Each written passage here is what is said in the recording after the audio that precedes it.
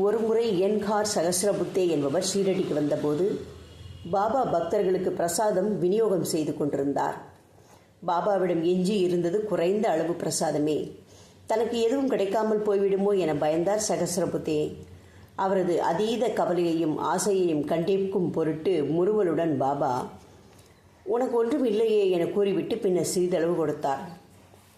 வட இந்திய நீதிபதியாகிய மற்றொரு பக்தர் இதே போன்று கண்டிப்புக்கு ஆளானார். ஒரு தினம் அவர் பாபாவின் அருகில் அமர்ந்திருந்த போது ஒரு பக்தர் ஒரு சீப்பு செவ்வாழை பழங்களை பாபாவிடம் கொண்டு வந்து சமர்ப்பித்தார். அருகில் இருந்த இளைஞருக்கு இந்த பழங்கள் மிகவும் பிடித்தமானவை. கூடிய சீக்கிரம் அதில் ஒன்றை ருசிக்கப் போகிறோம் என்ற எதிர்பார்ப்பில் மகிழ்ந்திருந்தார். பாபா ஒவ்வொரு பழமாக எடுத்து தோலை உரித்து கனியை ஒவ்வொரு பக்தருக்காக விநியோகம் செய்து தோலை ஒவ்வொரு முறையும் சாப்பிடு சாப்பிடு என கூறிக்கொண்டே இளம் பக்தரிடம் எறிந்தார். இவ்வகை பழத்தின் தோல் மிக கசப்பானது. சிறிது நேரத்தில் பக்தனை கண்டித்தது போதும் என்று கருதிய பாபா, ஆஹா, உனக்கு நான் பழமே கொடுக்கவில்லையா என வேடிக்கையாக கேட்டார். அதன் பின்னர் பாபா ஒரு பழத்தை எடுத்து உரித்து இளம் பக்தரிடம் கனியை நீட்டி ஒரு பக்கம் கடிக்கச் சொல்லிவிட்டு மறுபக்கத்தில் அவரே கடித்தார். இவ்வாறு இருவரும் சேர்ந்து ஒரு பழத்தை சாப்பிட்டு முடித்தனர். மற்றொரு சந்தர்ப்பத்தில் இதே பக்தருடைய உணர்வுகளுக்கு அதே போன்று சோதனை ஏற்பட்டது. பக்தர் எலுமிச்சம்பழ சர்பத் தயார் செய்து அது இனிப்பாக உள்ளதா அல்லது புளிக்கிறதா என்று அறிய சில துளிகளை ருசித்து பார்த்து திருப்தி அடைந்தார். பாபாவிடம் அந்த பானத்தை அளித்தவுடன் பாபா சிறிதளவு ருசித்து விட்டு முகம் சுழித்து தீக்ஷதரை நோக்கி, அரே காகா, இந்த சர்பத் எவ்வளவு புளிப்பா இருக்கிறது பார் என கூறி அவரிடம் கொடுத்தார். தீக்ஷதரும் ருசித்து பார்த்துவிட்டு அது புளிப்பாகத்தான் இருக்கிறது என கூறி இளம் பக்தரிடம் கொடுத்தார். பக்தர் ருசித்து பார்த்து அது மிகவும் புளிப்பாக இருப்பது கண்டு அதிர்ச்சியுற்று அத்தகைய புளிப்பான பானத்தை பாபாவுக்கு தயார் செய்து கொண்டு வந்து கொடுத்ததை எண்ணி மிகவும் மனம் நொந்து போனார். திடீரென பாபா, நான் செய்தது ஒரு தமாஷ், இப்போது ருசித்துப்பார், அது மிக இனிப்பானது என புன்முறுவலுடன் கூறினார். தீக்ஷதரும் இளம் பக்தரும் ருசித்து பார்த்தபோது பானம் மிக இனிப்பாக இருப்பதை கண்டதில் மட்டுமின்றி இந்த வேடிக்கை மூலமாக வெளிவந்த பாபாவின் நல்ல மனதையும் கண்டு மகிழ்வெய்தினர். அவ்வப்போது பாபா ஓரிரண்டு நொடிகளுக்கு தம் பக்தர்களிடம் வேடிக்கை செய்து பார்ப்பார். தமது சொற்களின் உண்மையான பொருள் விளங்காமல் அவர் குழம்புவதை ரசிப்பார். ஒரு உதாரணம், ஷாமா என அழைக்கப்படும் மாதவராவ் தேஷ்பாண்டேயை ஒரு தினம் பாம்பு கடித்து விட்டது. ஷாமா விரைவாக துவாரகமாயி என்னும் மசூதிக்கு ஓடி வந்து முன் தாவாரத்தில் பாபாவுக்கு அருகில் நின்றார். பாபா அவரை வரவேற்பதை தவிர்த்து, ஓ பிராமணா, மேலே வராதே, திரும்பிவிடு, இறங்கிவிடு என உரத்த குரலில் கத்தினார். மசூதியின் படிக்கட்டுகளில் ஏறக்கூடாது என தனக்குத்தான் பாபா உத்தரவு போடுகிறார் என ஷாமா பயந்து விட்டார். அடுத்த கணத்தில், மேலே வா பக்கீர், கருணை பொருந்தியவர், நீ குணமாகி விடுவாய் என கூறி பாபா அவரை அழைத்தார்.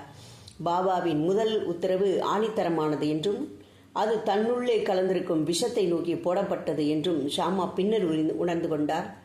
பாபா அந்த பிராமணனது உடலின் மேல் ஏறக்கூடாது, திரும்பவும் கீழே இறங்கிவிட வேண்டும் என்றது விஷத்தை நோக்கி பாபா பிறப்பித்த ஆணை. இரண்டு பக்தர்கள் ஒரே பெயரை கொண்டிருப்பதால் எழுந்த குழப்பத்தை பாபா எவ்வாறு ரசித்தார் என்பதை காண்போம். பெலஸ்பேயைச் சேர்ந்த பண்டிட் ஒருவர் பாபாவின் முன் வந்து வணங்கினார்.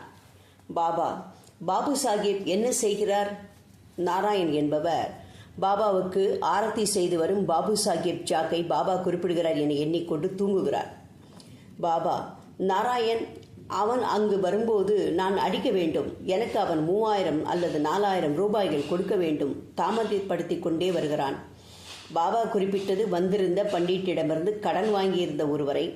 பாபாவின் சொற்களை பாபு சாஹிப் ஜாக் அறிய நேர்ந்தபோது அவர் மனம் நொந்து தான் பாபாவுக்கு அந்த மாதிரி எந்த தொகையும் கொடுக்க வேண்டியதில்லை என கூறினார். சிறுவர்கள் சிந்திக்காமல் வேடிக்கையில் ஈடுபடுவது போல் சில சமயங்களில் பாபா நிகழ்ச்சிகளுக்கு ஒப்ப வேடிக்கைகள் செய்வார். அதில் நடைமுறைக்கு ஏற்ப போதனைகளும் மற்ற நலன்களும் புதைந்து கிடக்கும். அந்த மாதிரியான ஒரு சம்பவம் வைதீக பிராமணரான குசப்பாவ் என்ற பக்தர் ஒரு ஏகாதேசி தினத்தன்று பாபாவிடம் வந்தார். பாபா சொல்கிறார், இன்று நீ என்ன சாப்பிட்டாய்? குசபாவ், ஒன்றுமில்லை, இன்று ஏகாதேசி. பாபா, ஏகாதசி என்றால் என்ன? குசபாவ், உபவாசம் இருக்க வேண்டிய தினம். பாபா, உபவாசம் என்பது என்ன? குசபாவ், அது ரோஜஸ் போன்றது.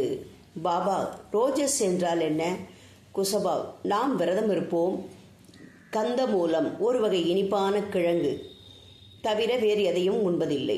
பாபா: ஓ, நீ சாப்பிடுவது காந்தாவா, அதாவது வெங்காயமா? இதோ வெங்காயம் சாப்பிடு.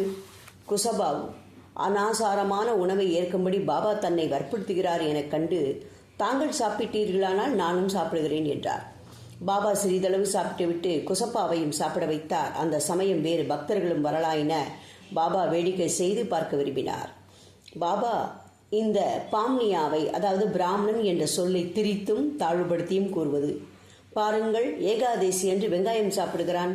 குசபாவ்: பாபா சாப்பிட்டார், நானும் சாப்பிட்டேன். பாபா சொல்றார், நான் சாப்பிட்டது கந்தா, அதாவது சர்க்கரை வள்ளிக்கிழங்கு. உடனே பாபா தான் உண்டதை வாந்தி மூலம் வெளிக்கொணர்ந்தார். அது சர்க்கரை வள்ளிக்கிழங்கு. குசபாவ் அதை அப்படியே தன் வாயில் போட்டு விழுங்கிவிட்டார்.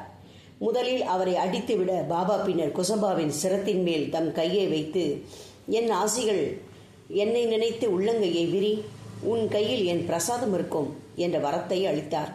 அது முதல் எப்போதெல்லாம் விரும்புகிறாரோ அப்போதெல்லாம் அவர் கையில் பாபாவின் ஊதி வருகிறது. நமது மனித சுபாவத்துடன் எல்லாம் அறியும், எல்லாவற்றையும் கண்காணிக்கும் உயர்ந்த தெய்வீக சக்தியுடன் கூடிய மேன்மையான சுபாவத்தையும் வெளிக்காட்டி பக்தர்களின் இதயங்களிலே பாபா இடம் பெற்றிருந்தார் என்பதற்கு மேற்கூறிய சம்பவங்கள் எடுத்துக்காட்டு.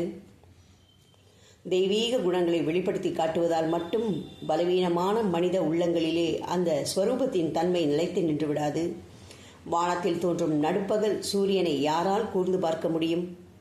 நம்மிடம் அன்பு காட்டுபவர்கள் நம் அன்பை பெற வேண்டுமானால் அவர்களிடத்தில் இவ்வுலக சம்பந்தமும் கொஞ்சம் இருத்தல் வேண்டும். ஓம் சாய்ராம்.